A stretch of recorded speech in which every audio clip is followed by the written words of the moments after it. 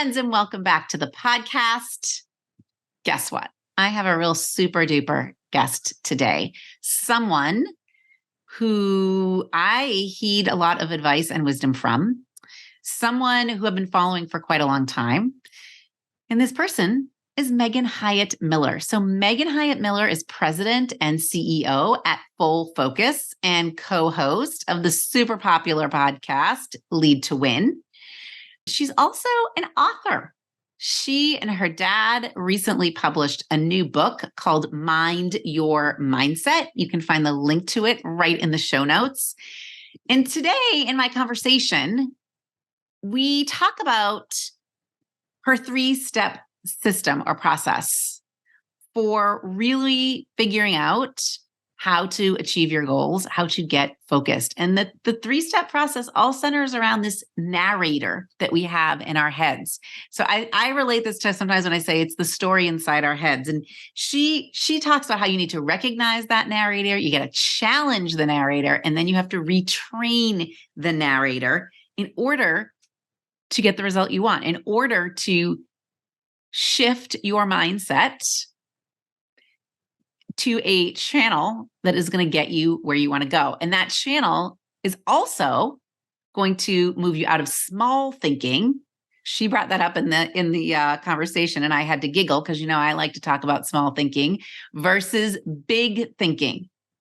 So if you can wrap your hands around this narrator, then you're going to get into some big thinking, which is so appropriate for the conversations that we have been having here at Andrea Liebross Coaching and on Time to Level Up in preparation for the release of She Thinks Big, the entrepreneurial woman's guide to moving past the messy middle and into the extraordinary. And if you haven't gotten on the launch day list, and that launch is just a few short weeks away, maybe even 1 week away, head over to shethinksbigthebook.com and get on that list. But while you're doing that, I want you to sit down, buckle up, and listen in to my conversation with Megan Hyatt Miller. Well, thank you for being here.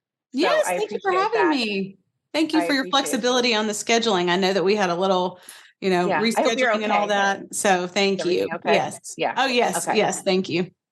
Okay. Elizabeth was very worried about you. I want you to know that. Oh, well, she's awesome. Yeah. She's my path clearer at all times. So I don't know what to do about her. Like, I don't know. I'm kind of worried about her. So anyway. Yes. Thank you. Good. Well, I don't want to take tons of your time, but I wanted to invite you on to just talk a little bit about your book. Thank you. So, thank you. Kind of an informal conversation, whatever you want to share is great. Okay. I have read all the books. Oh, thank you. Yeah, I've read all the books. And I think what attracted me most to Full Focus way back in the day, which I feel like was a very long time ago, were all of the systems, like your system. I kind of became obsessed with Full Focus Planner. I went through the certification program. Oh, great. That's awesome. Yep. I use it with all my clients. Love that. I've been on the Focus on This podcast. Right.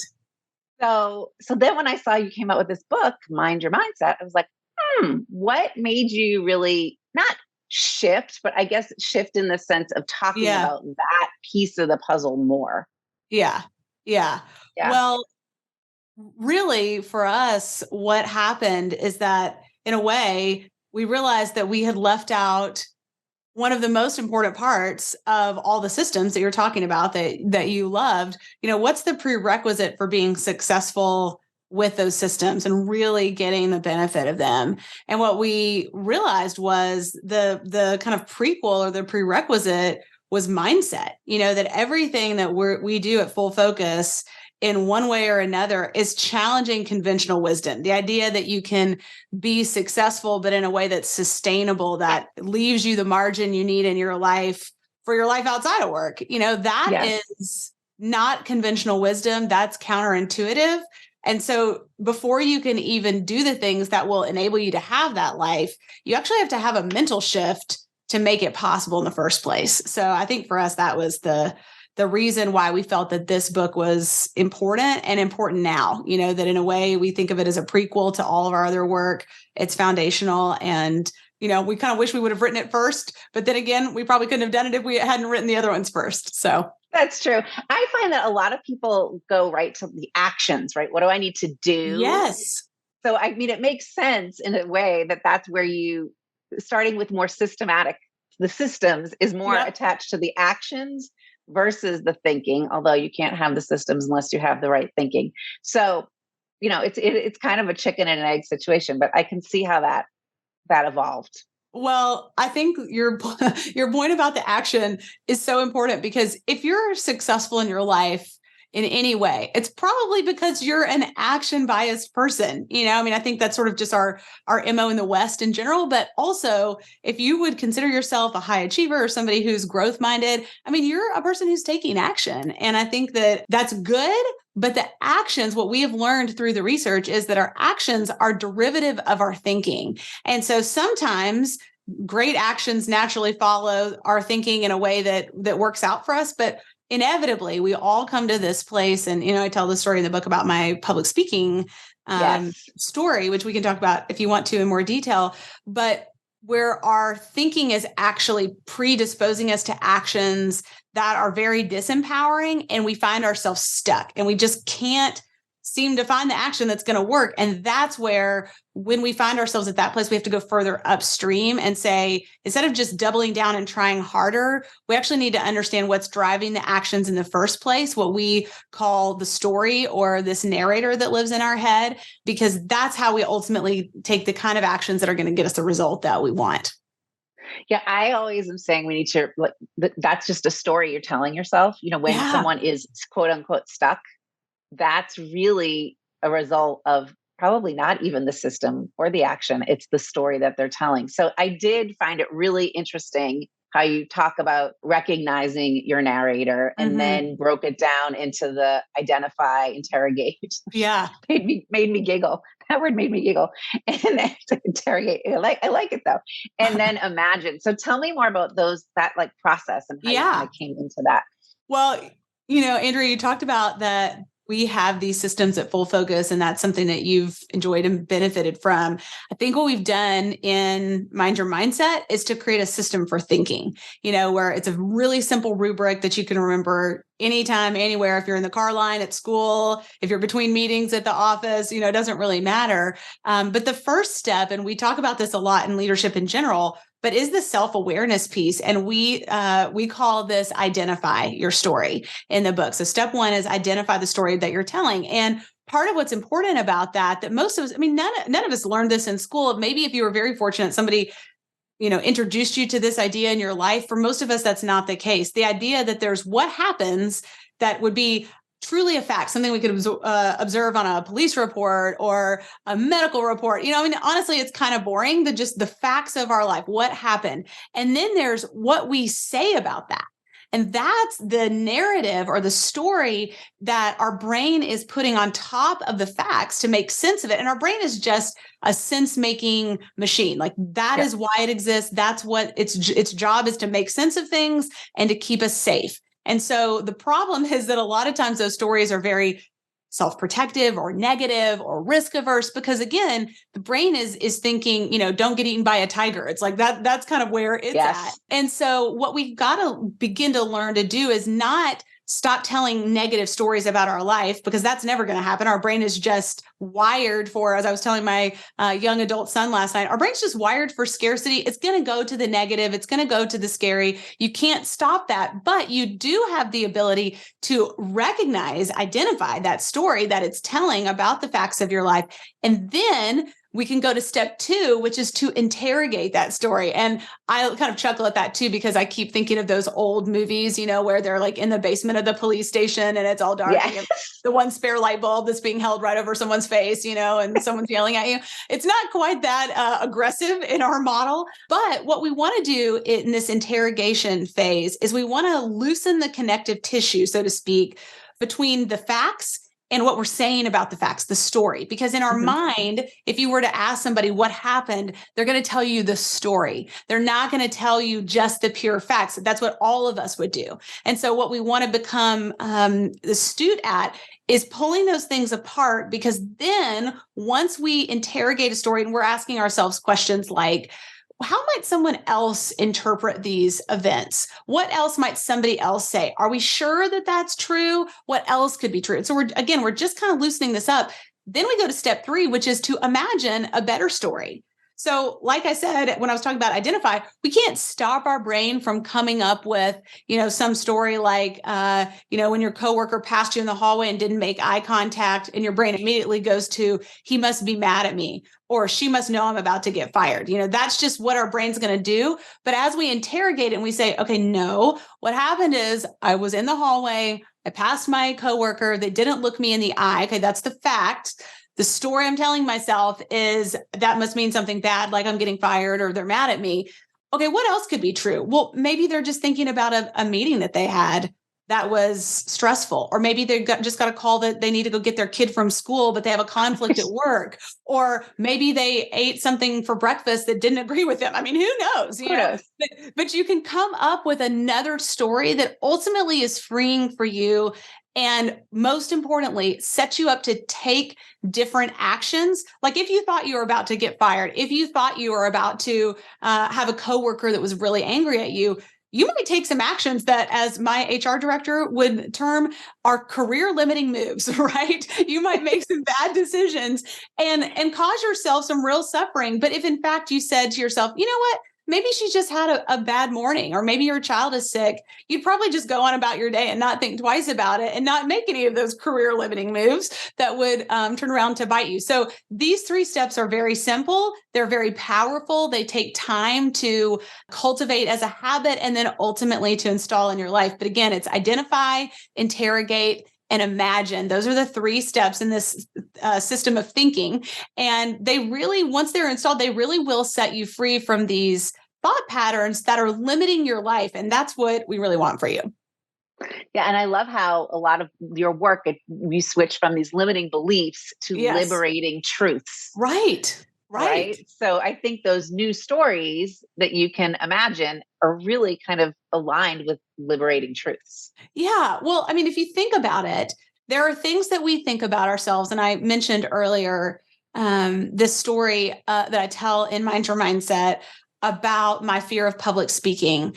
And there are things in our lives that are limiting, that we have come to believe, these stories in our head that limit the actions we take and therefore limit the results that we're getting in our life. For me, when I was probably a junior in high school, I witnessed a close friend of mine have basically a panic attack while speaking in front of the class, just delivering, those routine presentations that we all do in high school. She ran out. She was in the bathroom sobbing, kind of in the fetal position. I went in there to talk to her and try to comfort her. And my mind unconsciously said, Megan, speaking is dangerous. Avoid it at all costs, because you could be publicly humiliated and that's your worst nightmare. So, avoid at all costs. Yes.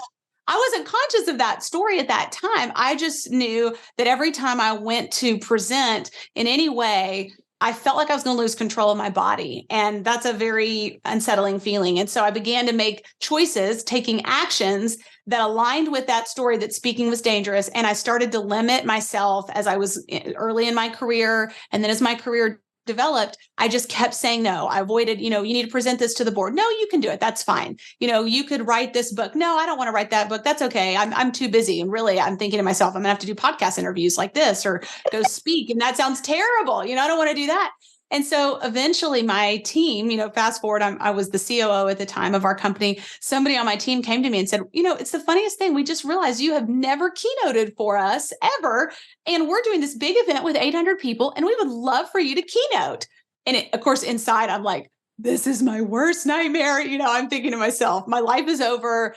My career is over. Everything is over. But what I knew in that moment, to your point, Andrea, of limiting beliefs and liberating truths, is I was tired of living in a small version of my life. It just felt constrictive. And I was kind of like, using my elbows to push the edges. And I thought, if it kills me, I'm going to look this fear in the face and I'm going to figure out what to do. And I hired an anxiety coach, a speech coach, a life coach. I mean, I was like, all the resources I could possibly throw at this, because I had 6 weeks to take my most debilitating fear and be able to stand on a stage and speak to 800 people. And I'm going to just be honest with you. It was not a fun 6 weeks. It was scary, overwhelming, difficult, but I literally rewrote the story of how I wanted to think about speaking it. It wasn't like I'm a TEDx speaker. I mean, it wasn't some grandiose vision. It was, I have a voice that deserves to be heard. Things like that ultimately were liberating. And, fast forward 6 weeks later, I got on that stage in front of 800 people.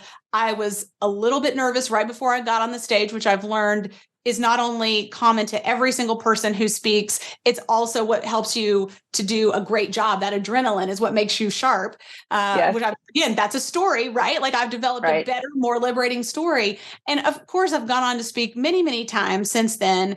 And actually enjoy it. Who knew? I'm actually good at it. Who knew? But I had this story that was limiting my life. And that's the reality of our stories. They either liberate us or they limit us. And so in Mind Your Mindset, we wanted to give people this really simple path that if you find yourself stuck, there is a way out that isn't just brute force of double down and try harder. You can actually go upstream, identify your story, interrogate it, and then imagine something better and have a whole different life.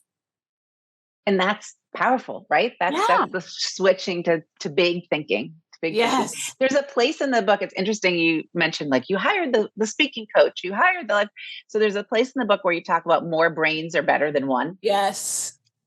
But yet, so I say that too, but yet sometimes I get pushback and say, well, shouldn't I follow my own thinking? Why are more brains better than one? What's your take on that?